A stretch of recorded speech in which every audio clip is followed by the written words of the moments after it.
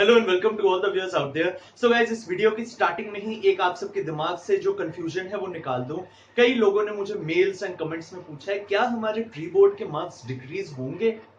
Guys, pre board का जो exam होता है ना, वैसे ही बहुत ज्यादा टफ होता है। ऊपर से चेकिंग, सुभान अल्लाह माशाअल्लाह चेकिंग होती है, इतनी टाइट चेकिंग, मतलब आप उसको कुछ गारंटी कर ही नहीं सकते। अगर प्री बोर्ड में कोई बच्चा 95 प्लस लाता है तो it is likely to be said कि वो बच्चा बोर्ड में 9900 उस सब्जेक्ट में लाएगा ही लाएगा, राइट, प्रोवाइडेड उसने बोर्ड में पेपर सही अटेम्प्ट किया होना चाहिए, कोई केयरलेस मिस्टेक नहीं की होनी चाहिए। तो गाइस, प्री बोर्ड का पेपर एक तो एग्जाम डिफिकल्ट, ऊपर से उसकी चेकिंग वो तो और ही ज्यादा डिफिकल्ट। इन सब सिचुएशंस को देखते हुए काउंसिल कभी भी आपके मार्क्स डिक्रीज नहीं कर सकती है। एंड इनफैक्ट जो न्यूज आ रही है लेटेस्ट वो यही है कि काउंसिल आपके मार्क्स डिक्रीज नहीं करेगी। वो क्योंकि उन्होंने अब पिछले साल के हमारे सीनियर्स का, आपके सीनियर्स का डेटा भी मंगवा लिया है एंड वो उसको एनालिसिस करेंगे। डेटा एनालिसिस का मतलब ही यही होता है कि वो देखेंगे कि क्या ट्रेंड रहा आपके सीनियर्स के प्री बोर्ड के मार्क्स में एंड बोर्ड के मार्क्स में, वो कितने डिफरेंस, कितना गैप रहता है उन मार्क्स में, क्या परसेंटेज रहती है जिससे बोर्ड में मार्क्स इंक्रीज होते हैं। 95 प्लस परसेंटेज ऑफ स्टूडेंट्स ऐसे होते हैं आईसीएसई के केस में जिनके प्री बोर्ड से ज्यादा मार्क्स आते हैं बोर्ड्स में। 95 प्लस परसेंटेज बच्चे वो होते हैं, राइट। वो कौन से बच्चे होते हैं जिनके, वो 5% वाले कौन से बच्चे होते हैं जिनके बोर्ड में प्री बोर्ड से कम नंबर आते हैं? वो होते हैं अगर किसी बच्चे के प्री बोर्ड में 31 आउट ऑफ 80 आता है एंड बोर्ड में हम मान लेते हैं उसका 29 आउट ऑफ 80 आ गया, क्योंकि उसने प्री बोर्ड से बोर्ड तक का जो छुट्टियों का स्पैन था उसमें भी उसने कोई मेहनत नहीं की। वो एक ऐसे टाइप के बच्चे आते हैं। दूसरे आते हैं प्री बोर्ड में किसी बच्चे ने 21 या 22 आउट ऑफ 80 ले लिए, राइट, लेकिन वो भी कैसे लिए थे? कोई चीटिंग करके, कोई पर्ची चला के, कुछ भी ऐसे तरीके में। एंड उसके बाद भी वो लीनियंट रहा, वो बोर्ड तक नहीं पढ़ा एंड बोर्ड में उसके 21 या 22 की जगह 17-18 आ गए। तो वो एक ट्रेंड होता है जब प्री बोर्ड से जो मार्क्स हैं उस बच्चे के कम आ रहे हैं बोर्ड में। तो गैस, वैसे के केसेस होते हैं, ऐसे बहुत कम केसेस होते हैं जो बच्चे पढ़ने लिखने वाले हैं, जिन्होंने वो पूरा टाइम, पूरा स्पैन में मेहनत की है कि उनके प्री बोर्ड से नंबर कम हो जाएंगे बोर्ड में, राइट। ऐसे बहुत कम केसेस होते हैं। तो इस बात की आप कोई भी टेंशन मत लो, आपके मार्क्स गारंटीड प्री बोर्ड से ज्यादा ही लगेंगे बोर्ड में अगर आप ऑप्शन 2 सेलेक्ट करते हो तो। अब क्वेश्चन ये आता है, किस बच्चे को ऑप्शन 2 सेलेक्ट करना चाहिए? मेरे अकॉर्डिंग जो बच्चा पास हो चुका है वो सभी को ऑप्शन 2 सेलेक्ट करना चाहिए, जो मेरी इनर फीलिंग है। बिकॉज आप सबको अपनी लाइफ को रिस्क नहीं करना चाहिए। मैं पीछे भी बोल चुका हूं कि जो 10th के मार्क्स हैं इंपॉर्टेंट होते हैं, लेकिन बहुत ज्यादा भी इंपॉर्टेंट नहीं होते, राइट, क्योंकि आप सब 90% of you have already taken admission in +1, so it is not like that important कि आपके मार्क्स इतने ही आने चाहिए। नो, इट्स लाइक ठीक ठाक है यार, जितने नंबर आए ठीक है, आगे आपका बहुत ज्यादा काउंट नहीं होते 10th के मार्क्स, राइट।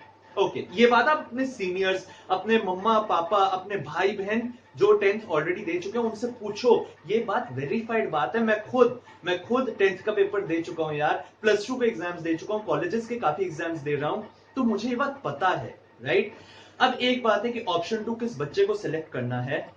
जिस बच्चे ने मान लो एम किया था कि उसके बोर्ड में 90 प्लस परसेंटेज आए एंड जो रिमेनिंग सब्जेक्ट्स हैं आईसीएसई के, जो भी पेपर्स होने like geography, computer, economics and biology, उन सब्जेक्ट्स में आपके मार्क्स अगर मान लेते हैं 55 प्लस हैं, राइट, तो मैं ऐसे बच्चे को कहूंगा कि वो इस बात की टेंशन ना ले कि उसके 90 प्लस आएंगे या नहीं, and without any second thought option 2 के साथ जाए।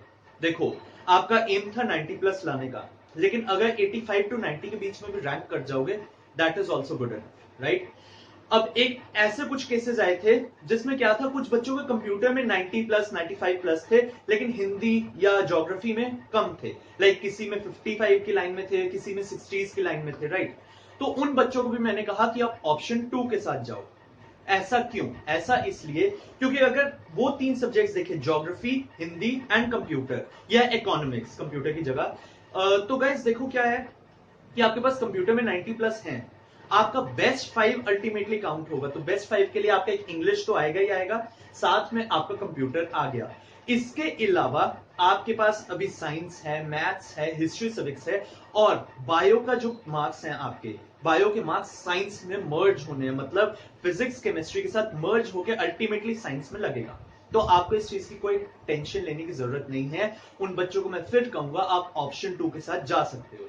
अब यहां पर एक क्वेश्चन ये आता है कि भैया, मुझे कईयों ने क्वेश्चन पूछा, भैया मेरा एम है 85 प्लस स्कोर करने का, लेकिन क्योंकि अगर मैं अपने प्री बोर्ड के ये वाले नंबर डालता हूं या डालती हूं एंड ये नंबर एज इट इज वहां पर कॉपी हो जाते हैं, तो मेरे 75 टू 85 के रेंज में मार्क्स हो जाएंगे।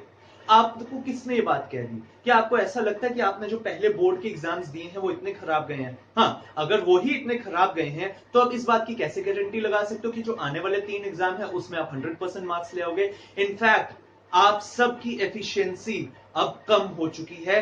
मैं आपको इस बात की गारंटी दे रहा हूं, आप सब में से 70 टू 80% बच्चे ऐसे होंगे जिनकी एफिशिएंसी कम हो चुकी है बोर्ड एग्जाम्स देने के लिए। अगर आप इस एम के साथ नंबर लेने जा रहे हो, बोर्ड एग्जाम ऑप्शन 1 सेलेक्ट कर रहे हो कि हाँ भाई आप तो फट्टे चाक देंगे, झंडे गाड़ देंगे, हम फुल मार्क्स ले आएंगे, मैं आपको बता रहा हूं फुल मार्क्स नहीं ऐसे आने लगे। अगर आपके पहले 50s या 60s के लाइन में थे आउट ऑफ 80, तो अब आप सीधा 100/100 ले आओ, ऐसा नहीं हो सकता। It is not possible guys, right? क्योंकि आप सबने अपना जो फोकस है +1 की पढ़ाई पर भी शिफ्ट किया है ना, इस बात को समझो।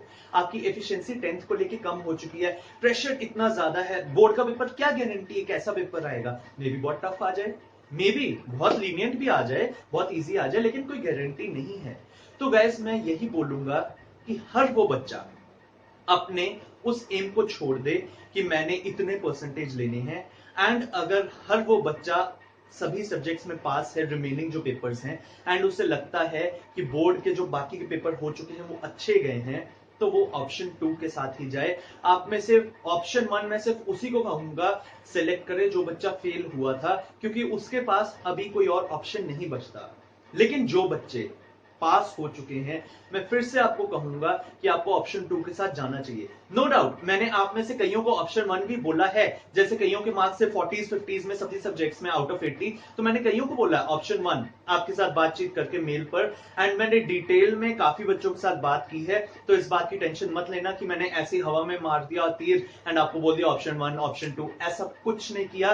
हर बच्चे का मैंने ध्यान से केस पढ़ा है। कईयों को आप सब कई प्रूफ भी हो कि मैंने आप सबसे वापस भी मेल्स पे आपके प्रॉपर फुल सब्जेक्ट्स के भी मार्क्स मंगवाए हैं ना, English, maths, geography, pre board में सभी सब्जेक्ट्स के भी मार्क्स मंगवाए हैं। मैंने ध्यान से एनालिसिस करके ही आप सबको बताया है, राइट? सो टेंशन फ्री रहो। जो बच्चा पास हो चुका है प्री बोर्ड्स में, गो फॉर ऑप्शन 2। आपके मार्क्स इंक्रीज होंगे ही होंगे, your marks will definitely get increased from pre-boards to boards in the remaining subjects, and ये सिर्फ remaining subjects की ही बात हो रही है। Similar is the case with ISC students as well। आप सब भी टेंशन मत लो, आप सबके भी मार्क्स इंक्रीज होकर ही लगेंगे, डिक्रीज नहीं होने लगे, right? So guys that's all for this video. एक मेरी आप सबसे रिक्वेस्ट है कि आप में से कुछ बहुत ज्यादा एक्टिव सब्सक्राइबर्स हैं मेरे चैनल के साथ, I heartily thank them. I thank you from the core of my heart, from the bottom of my heart, and at the same time I request you people कि please मेरी जावा की जो playlist है उसे अपने juniors के साथ share कर देना। एंड क्योंकि अब कुछ दिनों में मैं जूनियर्स जो आपके अब जो 10th में आए हैं उन सब के लिए भी कुछ स्ट्रैटेजिक वीडियोस लाने जा रहा हूं, एंड जावा भी पढ़ा रहा हूं। सो गाइज प्लीज मेरी जावा की वीडियोस उनके साथ शेयर कर दो। Tell them to subscribe my channel, that will be like a huge gift from your side. So guys, that's all for this video. Please इस वीडियो को शेयर कर देना and do subscribe to my channel. Thank you so much.